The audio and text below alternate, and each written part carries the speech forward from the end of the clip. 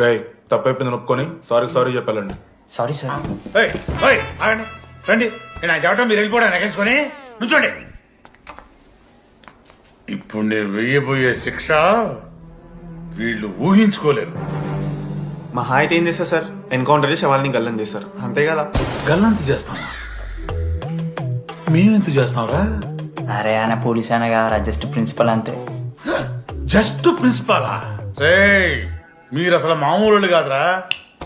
అందుకే మీ పేరెంట్స్ ని పిలిపిస్తున్నా. పేరెంట్స్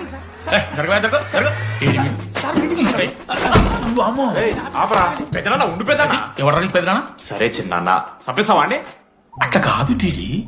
ఈ దరిద్రుడు చేసిన పనుల మూలంగా నేను అడ్డమైన విధవ రకాలు పట్టుకోవాల్సి వస్తున్నదా? నన్నేనా? అంటే మా సార్ అంటున్నా సార్ నువ్వు? లేదు సార్, మిమ్మల్ని కదా సార్. మీరేమనుకోకండి సార్. నన్ను కాదట్లే, నన్ను కాదు సార్. నా కొడుకు చాలా మంచోడు సార్. అగో వాడు చేయబట్టి వీడు చెడిపోతున్నాడు సార్. సార్ నేను వీడి బర్త్డేకి ఒక చైన్ తీసుకొచ్చి ఇచ్చిన సార్.